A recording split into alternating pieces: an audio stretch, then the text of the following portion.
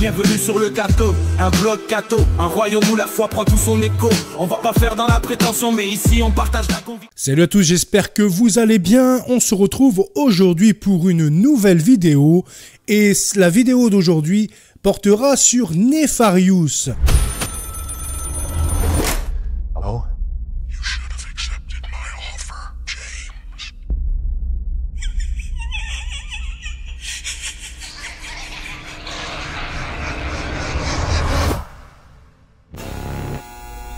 Execution scheduled for 11 p.m. But he's trying to convince us he's gone insane. And therefore incapable of being executed. I need you to prove he's faking it. Edward? I'm gonna ask you some questions. I'm not Edward. I'm a demon. Demons aren't really a thing. Nefarious, c'est ce petit film d'horreur, hein, on peut le dire, il est classé dans cette catégorie, où il est relaté l'histoire d'un prisonnier qui est condamné à mort et dont un psychiatre doit venir l'entretenir afin de juger si il est apte ou fou à pouvoir subir la chaise électrique. Alors ce petit film est sorti en avril 2023, donc je l'ai vu récemment et franchement je trouve que ce film vaut vraiment le coup d'œil.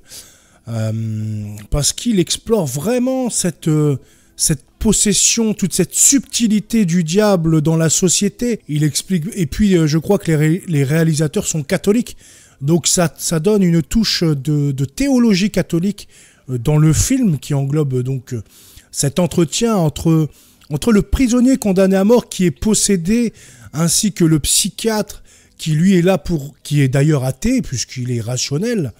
Il est là pour essayer de piéger le diable en quelque sorte, pour essayer d'en fait de penser qu'il n'est pas diable, de faire passer celui-ci pour un fou en fait. Mais au fur et à mesure, voilà, le niveau monte et puis le diable lui parle un petit peu de lui, ce qui le déstabilise.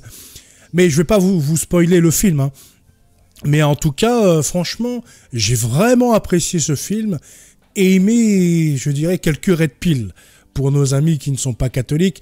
Par exemple, ça va parler de vastes sujets, ça va parler d'avortement, ça va parler de mariage homosexuel, ça va parler d'euthanasie, ça va parler d'avortement, je crois que je l'ai dit.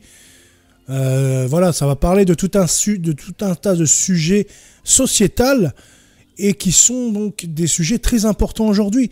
Et le film relève bien que les gens, en fait, ils ont le mal sous les yeux, mais ils sont incapables de voir qu'en fait, ils font le mal et ils acceptent le mal.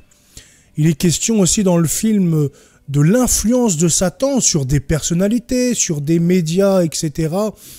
Et c'est vrai que les médias font le travail de Satan, en fait, hein. Pas tous les médias, mais certains médias sont clairement là pour nous faire accepter le mal, pour banaliser le mal. Quand on prend par exemple le parti de Marine Le Pen qui a fait une espèce de dédiabolisation, c'est en fait le fait de pouvoir faire accepter ses idées sans en donner le côté mauvais, entre guillemets, même si les idées de Marine Le Pen sont à des années-lumière d'un vrai patriotisme ou d'un vrai souverainisme.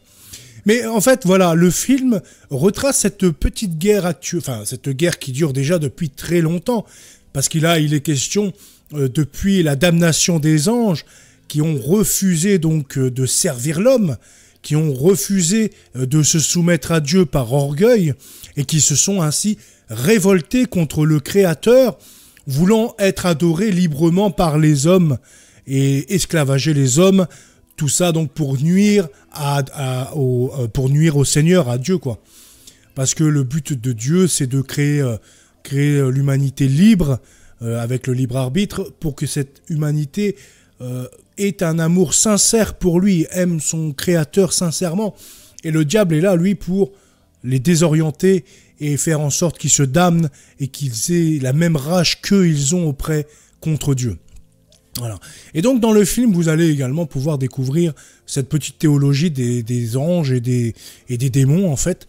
Et Et donc ça explique vraiment bien, c'est vraiment bien fait, l'ambiance est vraiment magnifique. C'est du huis clos, c'est un espèce de monologue. L'acteur est excellent en plus dans son rôle. On peut voir la différence entre quand c'est l'âme qui parle ou quand c'est le démon qui parle. Et pour autant, le médecin le psychiatre qui est là n'arrive pas trop à différencier. Il est vraiment rationaliste, il est athée, un athée convaincu. Donc il prend pas ce côté théologique en compte. Et puis alors que nous, qui sommes catholiques, du coup, on le comprend rapidement, ce côté démoniaque. On arrive vraiment à comprendre toute la théologie. Et puis donc, voilà. Le film, je pense qu'il y aura aussi un second volet du film. Après, sans vouloir vous spoiler, encore une fois, mais la fin annonce très certainement un second volet. Et je crois même qu'il parlait de faire une série ou d'adapter tout ça en série, ce qui peut être vraiment pas mal. Parce que enfin, moi, ça faisait des années que je n'avais pas regardé un beau film, un bon film. Et pour ceux qui n'aiment pas trop les films d'horreur, ne vous en faites pas, ce n'est pas comme des films hollywoodiens où quand ça parle de possession, etc. Là, ça se limite vraiment à du monologue. Ça se limite à de la théologie, ça se limite au fait que le diable essaie de démontrer son existence à un athée par des moyens qui lui sont propres, par des moyens de spectacle. Mais il n'y a pas d'horreur en soi, il n'y a pas de coups qui se tordent, il n'y a pas tout ça, quoi. Donc ceux qui ne sont pas trop fans de ce genre de film d'horreur, vous pouvez le regarder les yeux fermés, hein, vraiment. Vraiment, ça se limite à du monologue, ça se limite vraiment à des petites actions comme ça. Et donc c'est très intéressant d'avoir ce genre de film, comme je le disais, parce que récemment on avait eu aussi L'exorciste du pape, mais encore une fois c'est du made in Hollywood et c'est pas purement catholique, parce que là il était question du prêtre exorciste de Vatican qui est décédé, donc ils en ont fait un film sur lui, tout en exagérant, en le faisant passer pour quelqu'un qui était contre Vatican, qui cherchait des secrets du Vatican, etc. Enfin voilà, une daube habituelle, malgré les acteurs qui étaient présents à ce niveau. Mais on est vraiment habitué à de la daube pareille quand il est question d'exorcisme, de possession. On met les gros moyens pour faire des films à gros budget, des films pleins d'effets spéciaux, des films qui veulent faire plus peur que réfléchir finalement. Parce que du coup, ça permet je pense même, de masquer le diable. Parce que le fait de faire du spectacle, d'un petit peu banaliser, de faire croire que tout ça c'est gigantesque, etc. Les gens en fait ils se disent oui voilà, c'est drôle, c'est du spectacle, on en rigole, mais ça n'existe pas ce genre de choses. C'est trop spectaculaire pour que ça puisse exister, vous voyez. Donc du coup, hop, ça balaye en fait toute possibilité à une personne de se convertir ou de croire en l'existence des démons, et puis du coup d'agir en sorte d'agir pour sa vie et de faire en sorte d'être catholique par exemple, ou du moins de faire le bien. Donc je pense que ces films comme Nefarious sont très très importants dans cette société aujourd'hui, parce que c'est très subtil. On comprend toute la subtilité du démon. Et le démon il est dans le spectacle dans certains moments, mais le démon est très malin, il est très subtil. Pour lui, le fait que les gens ne croient pas en lui, c'est tout bénef. Puisque s'il ne croit pas en lui, il ne croit pas ni en Dieu, donc ni au paradis, ni en enfer, ni au purgatoire. Donc ça, c'est tout bénéfice pour lui. Parce que comme ça, il peut dévier les personnes plus facilement. Et les gens donc se baptisent de moins en moins.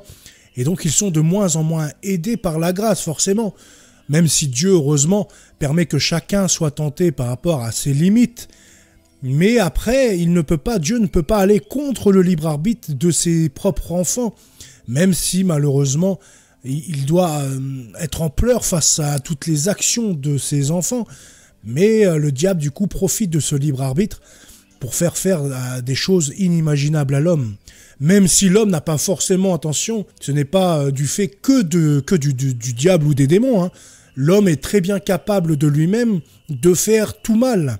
Il en est capable à cause de son péché originel. Donc, tout n'est pas que de la faute du diable. Il y a des choses qui sont de notre propre faute, mais le diable est là toujours pour pousser un peu plus loin, pour dire, voilà, pour faire prendre des directions qui auront toujours plus de conséquences dans cette vie.